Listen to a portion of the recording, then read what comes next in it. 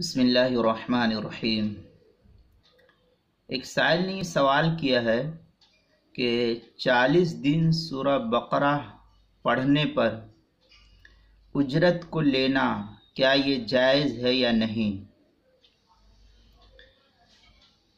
لوگ گھروں کے اندر بہت سارے حفاظ علماء 40 دن جو ہے سورہ بقرہ پڑھتے ہیں، اور پھر اہل خانہ یا جہاں کہیں بھی پڑھا جاتا ہے وہ لوگ جو ہے اس حافظ کو کچھ ہدیہ نذرانے کے طور پر دیتے ہیں۔ تو کیا یہ پیسے کا لینا جائز ہے یا نہیں؟ یہ سائل کا سوال ہے۔ جواب: اس سلسلے میں کچھ تمہیدی بات دیکھے، پھر اسی کے ذیل میں تفصیل اور اس کے جواز اور عدم جواز کا حکم جو ہے بیان کیا جائے گا۔ پہلی بات تو یہ جاننا چاہیے کہ قرآن مقدس کی تلاوت پر کسی بھی اعتبار سے کوئی روپیہ پیسہ لینا یہ ناجائز اور حرام ہے، جس کی صراحت خود قرآن مقدس کی آیت کے اندر کیا گیا ہے، اور مشہور آیت وَلَا تَشْتَرُوا بِآيَاتِي ثَمَنًا قَلِيلًا کے تحت جو ہے قرآن مقدس کی محض تلاوت پر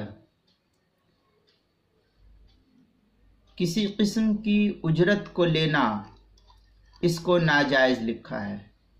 لہذا کسی بھی قسم کی اجرت قرآن مقدس کی محض تلاوت پر تو لینا جائز نہیں ہے۔ اب رہی یہ بات، جیسا کہ قرآن مقدس کے اندر ہے وَلَا تَشْتَرُوا بِآيَاتِي ثَمَنًا قَلِيلًا، سورہ بقرہ کی آیت ہے، آیت نمبر 41، پارہ نمبر 1، سورت نمبر 2۔ اس آیت کے روح سے بالکل صاف ممانعت ہے کہ قرآن مقدس کی تلاوت پر کسی بھی قسم کی اجرت کا لینا یا دینا یہ جائز نہیں ہے۔ لینے والے بھی گنہگار ہیں اور دینے والے بھی گنہگار ہوں گے۔ یہ تو محض تلاوت کا مسئلہ تھا۔ اب دوسری صورت کہ جو لوگ 40 دن سورہ بقرہ پڑھتے ہیں یا اہل خانہ 40 دن سورہ بقرہ پڑھاتے ہیں، اس میں فوائد کیا ہے، نقصان کیا ہے، اس سے ہم کو بحث نہیں۔ کیوں پڑھواتے ہیں اس سے ہم کو یہاں پر کوئی بحث نہیں۔ منشا کیا ہے وہ بحث ایک الگ جو ہے ہوتی ہے، اس لیے اس کی بحث ہم یہاں نہیں کر رہے۔ یہاں تو اجرت کے تعلق سے ہم بحث کر رہے کہ 40 دن سورہ بقرہ پڑھنے پر اجرت حافظ کو دینا یہ کیسا ہے۔ تو یہ جاننا چاہیے کہ 40 دن جو سورہ بقرہ پڑھی جاتی ہے یہ عام طور پر تلاوت کے زمرے میں شامل نہیں کیا جاتا ہے۔ لوگ 40 دن جو سورہ بقرہ پڑھتے ہیں عموماً لوگ اس کو تلاوت کے دائرے کار میں نہیں لاتے ہیں، اور یہ نہیں کہتے کہ ہم نے تلاوت کروائی، بلکہ تجربات اس بات کا شاہد ہے کہ جو لوگ بھی 40 دن سورہ بقرہ پڑھتے ہیں یا پڑھواتے ہیں تو یہ مقصد ان لوگوں کا جو اہل خانہ ہے ان کا مقصد یہ ہوتا ہے کہ گھر کے اندر کوئی مصیبت یا کوئی بیمار ہے یا آسیبی اثرات ہے جن کا یا شیطان یا اور بھی کوئی اثرات ہے، تو مقصد یہ ہوتا ہے کہ ان جنوں کی حفاظت ہو جائے اور تمام تر مصیبت آفات بلاؤں سے جو ہے حفاظت ہو۔ اور اسی طریقے سے گھر کے اندر جو بار بار بیماری آتی ہے یا لوگ پریشان حال ہوتے ہیں تو یہ آسیبی اثرات سے ہوتے ہیں، تو 40 دن سورہ بقرہ پڑھنے سے یہ مصیبت ٹل جائے گی۔ تو عموماً جو لوگ 40 دن سورہ بقرہ پڑھاتے ہیں تو مقصد تلاوت نہیں ہوتا، بلکہ آفات، مصیبت اور اسی طریقے سے دیگر جو پریشانیاں ہیں وہ پریشانی اہل خانہ کی دور ہو جائے، یا اسی طریقے سے کسی کام میں رکاوٹیں پیش آتی ہے تو وہ کام جو ہے اس سورہ بقرہ کے پڑھنے سے کوئی رکاوٹ اس کام میں نہ آنے پائے، یا رکاوٹیں آ رہی ہے تو وہ رکاوٹ دور ہو جائے۔ لوگوں کی اصل نیت اور اصل مقصد یہی ہوتی ہے۔ تجربہ بھی اسی کا ہے کہ جو لوگ بھی سورہ بقرہ پڑھاتے ہیں یا پڑھتے ہیں، جب ان کے گھر میں کوئی مصیبت اور آفت یا حادثات ہوتے ہیں تو اس طریقے سے لوگ جو ہے اپنے گھروں میں 40 دن سورہ بقرہ پڑھنے کا اہتمام کرتے ہیں۔ اب یہاں دیکھیے کہ یہ 40 دن جو سورہ بقرہ پڑھی گئی، تو یہ 40 دن سورہ بقرہ یہ تلاوت کی غرض سے نہیں پڑھی گئی، بلکہ مقصود بالذات یہاں حفاظت ہے، بلا اور مصیبت اور دیگر پریشانیوں سے چھٹکارا حاصل کرنا ہے۔ لہذا اب یہ 40 دن جو سورہ بقرہ پڑھی گئی تو اس سے مقصد حفاظت تھا، جو فقہاء کرام نے رقیہ کے درجے میں داخل کیا ہے، کہ جب اس طریقے سے جیسے قرآن خوانی کی جاتی ہے یا تعویذ گنڈا کیا جاتا ہے اور مقصود حفاظت ہوتی ہے اس سے، لہذا جب مقصود اس سے حفاظت ہے تو یہ رقیہ کے اندر داخل ہو گیا۔ اب جب یہ رقیہ کے اندر داخل ہوا تو رقیہ کی اجرت کو لینا فقہاء کرام نے اور حدیث کے روح سے یہ اہل فتویٰ نے اس کو جائز قرار دیا ہے کہ رقیہ کی اجرت لینا جائز ہے۔ لہذا اکابر اہل فتویٰ بھی جو ہے رقیہ کی اجرت کو جائز کہتی ہے۔ لہذا یہاں بھی یہی صورت کہ جب 40 دن سورہ بقرہ پڑھی گئی اور مقصود تلاوت نہیں بلکہ آفات اور مصیبت سے حفاظت ہے، اس لیے اس مصیبت سے چھٹکارے کے لیے کوئی آدمی سورہ بقرہ 40 دن پڑھواتا ہے یا کوئی حافظ پڑھتا ہے تو اس کو اجرت دینا اور لینا دونوں ہی جائز ہے، اس لیے کہ مقصود یہاں تلاوت نہیں، یہاں مصیبت اور آفات سے بچنا ہے جو رقیہ کے درجے میں داخل ہے اور رقیہ کرنا جائز لکھا گیا ہے۔ لہذا اس صورت میں رقیہ کے درجے میں رکھ کر کے 40 دن اگر کوئی شخص، کوئی حافظ یا عالم یا کوئی بھی شخص سورہ بقرہ پڑھتا ہے پھر اس پر وہ اجرت کو طلب کرتا ہے تو اجرت کا لینا اور دینا دونوں ہی جائز ہے، اس میں کوئی حرج کی بات نہیں ہے۔ اس مسئلے پر لوگوں کو اعتراض ہوگا کہ یہ تو محض تلاوت ہے، جیسے لوگ سوال کر سکتے ہیں کہ تراویح کے اندر بھی تو تلاوت ہوتی ہے، تو یہاں یہ یاد رکھنا چاہیے تراویح محض تلاوت ہے اور وہاں پر مقصود بالذات رقیہ نہیں، محض تلاوت مقدسہ ہے، اس لیے تراویح کے اندر کا حکم دوسرا ہے اور یہاں پر جو مقصود بالذات وہ تلاوت نہیں ہے، یہاں پر مقصود بالذات آفات، مصیبت، بلاؤں سے حفاظت ہے، اس لیے یہاں رقیہ ہوا اور رقیہ سے علاج جس طریقے سے معالج ڈاکٹر حضرات علاج کرتے ہیں اسی طریقے سے یہ ایک قسم کا روحانی علاج ہے، اس لیے رقیہ کے درجے میں رکھ کر کے 40 دن سورہ بقرہ پڑھنا جائز ہے۔ اس مسئلے کو اور تراویح کے مسئلے کو دونوں کو ایک ساتھ قیاس نہ کیا جائے، اس لیے کہ یہ دونوں دونوں مسئلے الگ الگ ہے. تراویح ایک الگ مسئلہ ہے اور رقیہ ایک الگ مسئلہ ہے. اس لیے دونوں مسئلے کو ایک ساتھ قیاس کر کے یہ قیاس کرنا قیاس مال فارق ہوگا. اس لیے اس مسئلے کو اس مسئلے پر قیاس نہیں کیا جائے گا. لہذا تراویح کی اجرت کا ناجائز ہونا یہ تو فقہا نے لکھا ہے، لیکن رقیے کی اجرت کو ناجائز ہونا یہ ہماری نظر سے تو کہیں نہیں گزرا ہے. تمام تر اکثر اہل فتویٰ اور فقہا نے جو ہے رقیے کی اجرت کو جائز لکھا ہے. لہذا یہاں بھی سورہ بقرہ کا پڑھنا یہ محض رقیہ ہے، لہذا اس رقیے کی اجرت کا لینا جائز ہے. اس مسئلے کو میں نے جو ہے مختصراً مستفاد کیا ہے اسلام اور جدید معاشی مسائل سے. وہاں کچھ دوسری بحث ہے، اسی مسئلے سے میں نے اس کو قیاس کیا ہے کہ رقیے کے سلسلے میں یہ بے عینی ہی مسئلہ وہاں پر نہیں ہے. رقیے کے سلسلے میں کہ وہاں تو کچھ بحث ہے، دوسری ہے وہاں لکھا ہے کہ رقیہ جو قرآن خوانی وغیرہ کی جاتی ہے تو آفات سے حفاظت کی غرض سے جو لوگ قرآن خوانی کراتے ہیں کہ میرے گھر میں بار بار مصیبتیں آتی ہے، پریشانی رہتی ہے، تو آفات اور مصیبت سے جو ہے قرآن خوانی کی جائے تاکہ جو ہے اس مصیبت سے چھٹکارا ہو جائے. تو اس کو جو ہے رقیہ کہا گیا ہے اور رقیے پر اجرت کا لینا جائز ہے.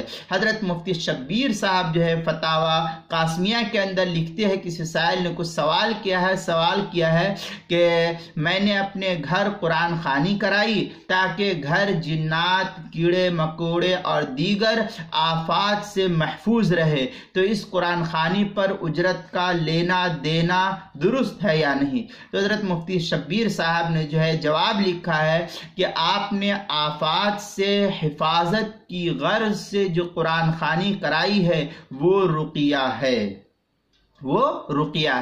اور رقیے پر اجرت کا لینا حدیث سے ثابت ہے اور اکابر اہل فتاوی نے اس کو جائز لکھا ہے. یہ عبارت حضرت مفتی شبیر صاحب نے فتاوی قاسمیہ میں لکھی ہے. فتاوی قاسمیہ کی چوتھی جلد بقیت کتاب العلم کے اندر صفحہ نمبر 162 پر اس کو حضرت نے نقل کیا ہے. اب میں اس مسئلے سے جو مستفاد کیا ہوں وہ یہ کہ جب مصیبت اور آفات سے عموماً لوگ سورہ بقرہ پڑھاتے ہیں، لہذا اسی زمرے میں رکھ کر کے جب مصیبت اور آفات سے حفاظت کی غرض سے سورہ بقرہ ہوئی تو یہ بھی رقیہ ہی ہے، لہذا رقیہ کی اجرت لینا جائز ہے. میں نے اس مسئلے کو مستفاد کیا ہے فتاوی قاسمیہ سے جلد نمبر 4 صفحہ نمبر 162 سے. ہاں کوئی اور مقصد ہو، تلاوت مقصد ہو، تو تلاوت کی غرض سے اگر کوئی شخص سورہ بقرہ پڑھتا ہے یا سورہ بقرہ پڑھواتا ہے تو پھر اس صورت میں اس پر اجرت کا لینا اور دینا دونوں ہی جائز نہیں ہے. جیسا کہ سورہ بقرہ کی آیت وَلَا تَشْتَرُوا بِآيَاتِي ثَمَنًا قَلِيلًا آیت نمبر 41 کے تحت جو ہے یہ زمرے میں آتا ہے کہ تلاوت کی اجرت لینا جائز نہیں ہے، اور یہاں تلاوت نہیں ہے، یہاں رقیہ ہے، اس لیے یہاں یہ جائز ہے. اس مسئلے کو جو ہے تفصیل سے اگر دیکھنا ہے تو اسلام اور جدید معاشی مسائل کے اندر جو ہے دوسری جلد صفحہ نمبر 208 پر بھی دیکھ سکتے ہیں. اسی طریقے سے کچھ تھوڑی بہت بحث جو ہے اس سلسلے میں فتاوی محمودیہ جو ڈھابل کا چھپا ہوا نسخہ اس کی 17ویں جلد صفحہ 43 پر، اور جو فتاوی محمودیہ میرٹھ کا چھپا ہوا نسخہ اس کی 25ویں جلد صفحہ 234 پر یہ نقل کیا ہے. فتاوی قاسمیہ چوتھی جلد صفحہ نمبر 162 پر اس کو نقل کیا ہے. اب کچھ عربی عبارات جو اس سلسلے میں ہے کہ رقیے کی اجرت لینا جائز ہے، وہ اس سلسلے میں حضرت ابو سعید خدری رضی اللہ تعالیٰ عنہ کی جو حدیث ہے وہ حدیث کے اندر سنن الترمذی اور دیگر حدیث کی کتابوں کے اندر ہے کہ ایک شخص کو بچھو نے کاٹ لیا تو حضرت ابو سعید خدری رضی اللہ تعالیٰ عنہ کے قافلے کے پاس اس میں سے ایک شخص آیا. تفصیل وہاں دیکھیں گے، میں مختصراً آپ کو بتلا رہا ہوں کہ وہ شخص آیا اور یہ کہا کہ ہمارے قافلے میں سے ایک شخص کو جو ہے بچھو نے کاٹ لیا ہے، تم तुम में से कोई शख्स झाड़ना जानता है तो झाड़ दो। तो हजरत अबू सईद खुदरी रजी अल्लाह ताला ने झाड़ दिया, तो उस पर जो है उन्होंने उजरत को तलब किया और बकरी वगैरह जो है मांगा, उन्होंने दिया। लिहाजा इस पर जो है ये क़यास किया जाता है कि यहाँ हजरत अबू सईद खुदरी रजी अल्लाह ताला ने जो पढ़ा, ये सूरह फातिहा को पढ़ा, लिखा है अल्हम्दुलिल्लाह सब अमर्रात के 7 मरतबा सूरह फातिहा को पढ़ा। अल्लाह ताला ने जो है इस पढ़ने की वजह से उनको शिफा दे दी। लिहाजा उन्होंने जो है इस पर कुछ हदिया वगैरह दी, बकरी वगैरह या और भी कुछ दिया। बहरहाल उसमें हदीस के अंदर बकरी का तज़किरा मिलता है, तो बकरी दी। तो सहाबा किराम रज़ी अल्लाह मजमईन ने इसको अल्लाह के रसूल सल्लल्लाहु अलैहि वसल्लम के पास पेश किया, तो आप सल्लल्लाहु अलैहि वसल्लम ने इस पर खामोशी इख्तियार की, कुछ कहा नहीं कि जायज़ है या नाजायज़ है, बल्कि आप सल्लल्लाहु अलैहि वसल्लम ने ये इसके ऊपर कुछ कहा नहीं और फिर ये कहा कि क़दिमना अलैहि ज़करतु लहू अल्लदी सनात काला वमा अलिमता अन्नहा रुक़यतुन अक़बिज़ुल गनम वज़रिबू ली माकुम बिसहमिन। यानी नबी पाक सल्लल्लाहु अलैहि वसल्लम ने ये नहीं कहा कि ये नाजायज़ है या हराम है, बल्कि ये कहा आप सल्लल्लाहु अलैहि वसल्लम ने कि इसमें मेरा भी हिस्सा है। ये आप सल्लल्लाहु अलैहि वसल्लम ने फरमाया। इससे ये मालूम होता है कि रुक़िया की उजरत का लेना जायज़ है। और यहाँ भी सहाबी रसूल ने 7 मरतबा सूरह फातिहा को पढ़ करके उस शख्स पर दम कर दिया, अल्लाह ताला ने उसको शिफा दे दी। लिहाजा इस पर उजरत को लिया। अब ये सहाबी रसूल से तो नहीं कहा जा सकता कि ये नाजायज़ है, और अगर सहाबी रसूल पर एतराज़ होगा तो फिर अल्लाह के रसूल ने क्यों कहा कि मेरा भी उसके अंदर हिस्सा हो। इसलिए जो है रुक़िये की उजरत का लेना फ़ुक़हा किराम ने, मुहद्दिसीन ने जायज़ लिखा है, जैसा कि इस हदीस के अंदर है। हदीस बड़ी लंबी है, मुख्तसरन में इबारत पढ़ के उसका हवाला दे देता हूँ, तफसील वहाँ देख सकते हैं। अन अबी सईद अल-खुदरी रज़ियल्लाहु ताला अन्हु क़ाल बअसना रसूलुल्लाह सल्लल्लाहु अलैहि वसल्लम फ़ी सरियति फ़नज़लना बिक़ौमिन फ़सअलना लहुमुल क़ुरा फ़लम यक़रऊना फ़लुदिग़ा सय्यिदुहुम फ़अतूना फ़क़ालू हल फ़ीकुम मन यरक़ा मिनल अक़रब क़ुल्तु नाम अना। ये इस तरीके की इबारत जो है बड़ी तफसील है, वहाँ पर देखें आखिरी इबारत है, जैसा कि मैंने अभी पढ़ा कि आप सल्लल्लाहु अलैहि वसल्लम ने फरमाया वज़रिबू ली माकुम बिसहमिन। ये आप सल्लल्लाहु अलैहि वसल्लम ने इरशाद फरमाया कि उसमें मेरा भी हिस्सा लगा। इससे क्या मालूम होता है कि रुक़िये की उजरत लेना जायज़ है। लिहाजा सूरह बकरा 40 दिन पढ़ना ये एक तरीके का इलाज है जो आफात और मुसीबत से हिफाजत हो, इसलिए सूरह बकरा की पढ़ करके उजरत लेना ये जायज़ है। ये सुनन तिरमिज़ी की रिवायत है, किताब तिब्बी बाब मा जा फी अख़्ज़िल उज्र अल तावीज़।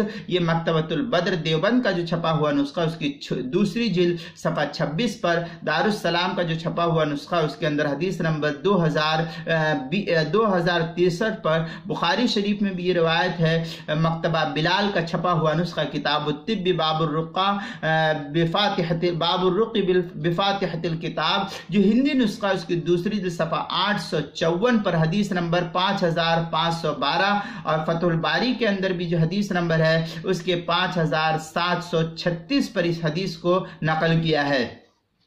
शामी ने जो है इसी से बहस करते हुए इस्तदल्ला बिही बादुल मुहश्शिन अलल जवाज़ बि हदीस अल बुखारी फिल लुद्दी यदगु फहुवा खतउन लिअन्नल मुतक़द्दिमीन अल मानिईन अल इस्तिजारा मुतलक़न।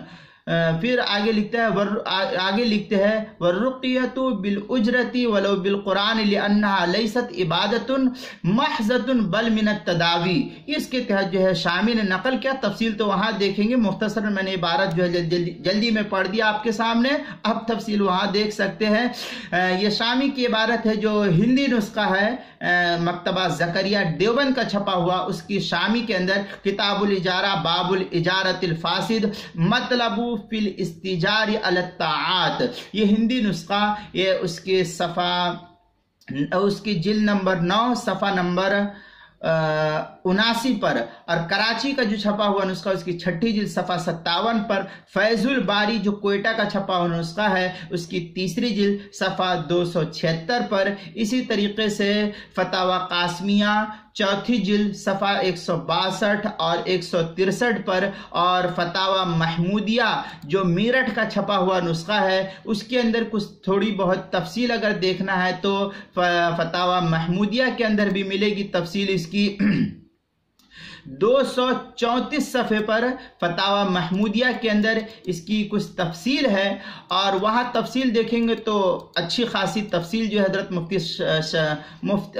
मुफ्ती महमूद साहब रहमतुल्लाह अलैह ने लिखा है। मुख्तसरन ये कि जिन्नात का वजूद कुरान व हदीस से साबित है, उसका इलाज भी है। हज़रत नबी अकरम सल्लल्लाहु अलैहि वसल्लम ने भी इलाज तजवीज़ फरमाया है। और फिर इस तरीके से जो है बड़ी लंबी इबारत हज़रत मुफ्ती साहब ने लिखा है, और कहते हैं कि अबू दुजाना रज़ी अल्लाह ताला अन्हु के मकान में जिन था, परेशान करता था, तो उसका इलाज फरमाया, इलाज पर मुआवजा लेना भी जायज़ है। ये पूरी साफ इबारत हज़रत मुफ्ती महमूद साहब लिखते हैं कि इलाज पर मुआवजा लेना भी जायज़ है, जैसे हकीम डॉक्टर मुआवजा लेते हैं, बस इतनी शर्त है कि वाक़अतन इलाज जानता हो, धोखा ना देता हो, और इलाज में कोई नाजायज चीज ना हो, जैसे शिरकिया कलिमात वगैरह, शिरकिया कलिमात वगैरह। मुआवजा इलाज शरीयत की तरफ से मुतय्यन नहीं, मुआवज़े इलाज शरीयत की तरफ से मुतय्यन नहीं, तरफ़ैन की रज़ामंदी पर है। बग़ैर मुआवजे के इलाज किया जाए तो ये खिदमत खल्क है, उसका बहुत अजर व सवाब है। यह हज़रत मुफ्ती महमूद साहब रहमतुल्लाह अलैह ने फतावा महमूदिया जो मेरठ का छपा हुआ नुस्खा है उसकी 25वीं जिल्द सफ़ा 235 पर नकल किया है। ये उजरत बाब है, उजरत अल-ताआत, इसके तहत अब इस इबारत को हज़रत मुफ्ती महमूद साहब की इबारत और हज़रत मुफ्ती शब्बीर साहब की इबारत को देखने से यही मालूम होता है कि ये 40 दिन सूरह बकरा का पढ़ना ये एक किस्म का इलाज है, ये एक किस्म का इलाज है। लिहाजा इस इलाज पर उजरत का लेना देना जायज़ है, और 40 दिन सूरह बकरा जो पढ़ी जाती ये भी इलाज है, इसलिए बिला शक व शुबा इस पर उजरत का लेना जायज़ है। ये एक किस्म का रुक़िया है, इसमें कोई शक व शुबा नहीं करना चाहिए। हज़रत अबू दुजाना रज़ी अल्लाह ताला अन्हु के जो मकान में जिन्नात वग़ैरह था और परेशान किया करता था, ये रिवायत जो है बैहक़ी के अंदर मौजूद है, और अल्लामा सुयूती रहमतुल्लाह अलैह ने अल-ख़साइसुल कुबरा के अंदर इसको नकल किया है। दूसरी जिल्द सफ़ा 98 पर लिखते हैं, वहाँ अल्लामा सुयूती ने नकल किया है, क़ाल शकौतु इला रसूलिल्लाहि सल्लल्लाहु अलैहि वसल्लम फ़क़ुल्तु या रसूलल्लाह बैना अना मुस्तजिन फ़ी फ़िराशी इज़ा समिअतु फ़ी दारी सरीरन का सरीरिर रुहा। ये इस तरीक़े की इबारत है। वहाँ देखेंगे तो तफ़सील अल-ख़साइसुल कुबरा लिस्सुयूती के अंदर जो है दूसरी जिल्द सफ़ा 98 पर जो मकतबा दारुल कुतुबिल इल्मिया बैरूत का छपा हुआ नुस्खा है उसके बाब फ़ीहि ज़िक्र हर्जिल जिन्नी अल मारूफ बिहर्जी अबी दुजानता, इसके अंदर नकल किया है। फिर तज़किरतुल मौज़ूआत पर भी इसकी बहस नकल की है। तज़किरतुल मौज़ूआत के सफ़ा 212 पर तफसील वहाँ देख सकते हैं। इसी तरीके से जो है इलाज पर मुआवजा लेना भी जायज़ है, जिस तरीके से हकीम और डॉक्टर हजरात लेते हैं। इस इबारत को जो है बज़्लुल मजहूद में हज़रत मौलाना खलील अहमद साहब सहारनपुरी रहमतुल्लाह अलैह ने नकल किया है। वफ़िल हदीस आज़म दलील अला अन यजूज़ल उजरता अला रुक़ा व तिब, इसके तहत जो है नकल किया हज़रत मौलाना खलील अहमद साहब सहारनपुरी रहमतुल्लाह अलैह ने बज़्लुल मजहूद का जो बैरूत का छपा हुआ नुस्खा उसकी 16वीं जिल्द सफ़ा 227 और जो हिंदी नुस्खा मकतबा यहया का छपा हुआ बज़्लुल मजहूद का उसकी 5वीं जिल्द जिल्द सफ़ा 11 पर ये नुस्खा, हिंदी नुस्खा मकतबा रशीदिया से भी छपा हुआ है। बाबू कैफर रुका किताबुत्तिब, इसके तहत जो है नकल किया है। फतावा आलमगीरिया कोयटा का जो छपा हुआ नुस्खा है उसके अंदर सफ़ा 450 पर भी इसको नकल किया है। चौथी जिल्द के अंदर अल-फस्लुर राबी फी फसादिल इजारा, और इसी तरीके से रिसाला रसाइल इब्न आबिदीन में भी इसको अल्लामा शामी ने नकल किया है। पहली जिल्द सफ़ा 155 पर अस्साबियातु शिफाउल अलीली, इसके तहत जो है नकल किया है। सुहैल एकेडमी लाहौर का छपा हुआ नुस्खा जो है उसके अंदर।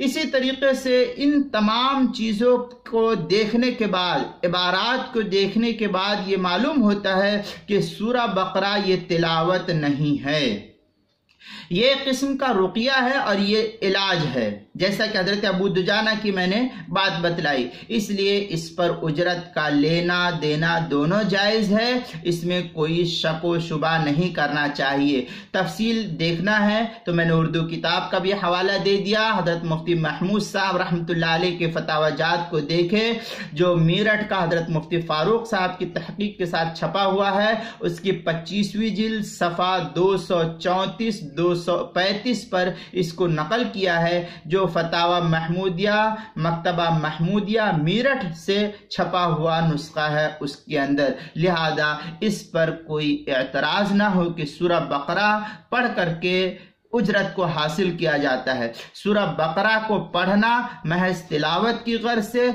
इसको मैं भी नाजायज़ कहता हूँ, इसलिए कि कुरान में आयत है वला तश्तरू बिआयाती समनन कलीला।